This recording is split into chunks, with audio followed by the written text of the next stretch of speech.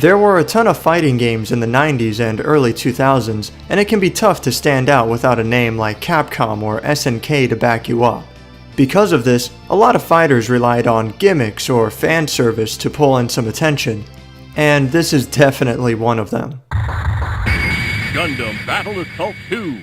Initially, the main menu offers a paltry list of content, with only a story mode, which is strangely titled Street Mode, and Versus Mode to choose from.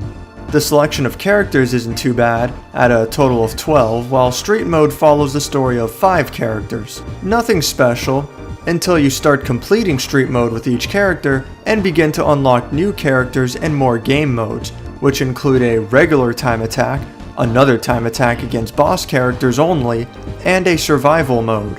All of these modes are tough to complete, but scoring high will continue to unlock more characters until you finally hit a total of 30. The final roster is definitely varied and has some interesting choices. The main cast from Endless Waltz, G Gundam, and the classic Mobile Suit Gundam are all present, as well as some from the Zeta and Double Zeta series, although unfortunately there's no Street Mode for those later 2 series. It's a well-rounded roster that should please just about any Gundam fan who's not looking for characters after 2002. Street Mode follows the general story of the 3 main series I mentioned before, although to say that the story is told loosely would be extremely generous. The big moments are covered, you can't have a Gundam game without Amuro vs Char, and there's also that one scene with Domon and Master Asia.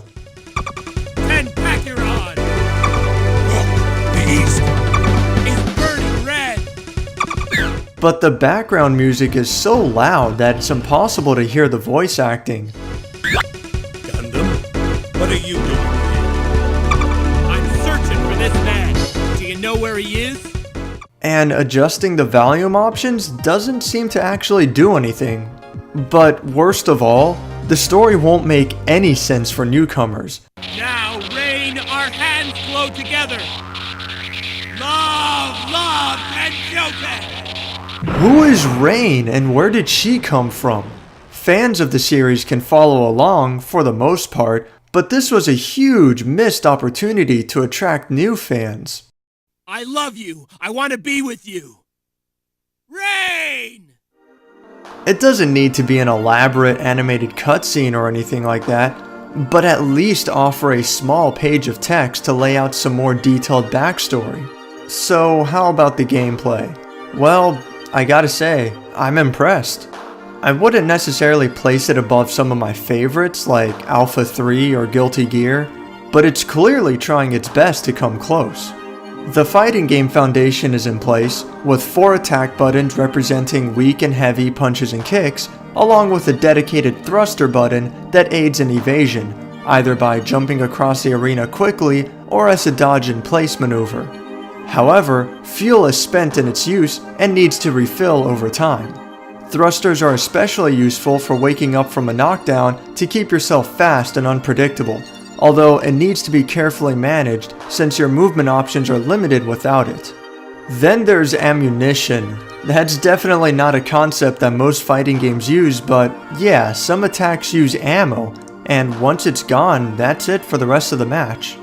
Each character also has their own special attacks, utilized via the traditional Hadouken or Dragon Punch motions, and normal attacks can be cancelled into specials and supers, or what the instruction book would call mega special attacks.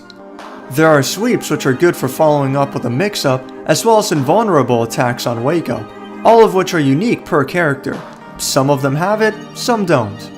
Grabs are strangely absent here, and instead are replaced with a slow stun attack that allows for a free combo when connected properly, but I feel like this is easily dodged. Anyone familiar with fighting games should get a good grasp of the mechanics easily, and it's a nice change of pace from the standard that has ruled fighting games for so many years, and still continues to rule it to this day. Speaking of being non-standard, there's no traditional meter for specials or super moves. Instead, super moves are limited to 3 uses and they're available right from the start of the match, so it's up to the player when and how to properly use them. It's such a surreal feeling not having to build meter as a fight goes on and instead be able to use all three right away.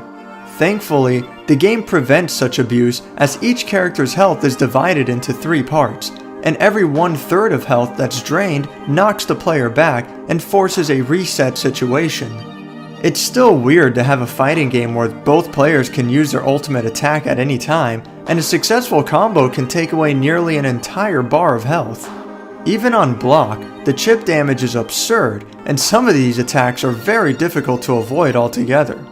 And yet, despite how oddball the mechanics are, it's still a ton of fun to play, and I'd say the old school pixelated graphics have actually held up really well, and the visual battle damage is always cool to look at.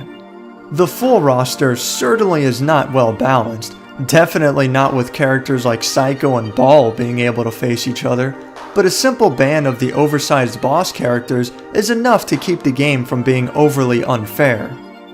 I feel like it's a little clunky and slow to control, aside from using thrusters of course, but then again, I imagine that's how giant robots punching each other would probably look like.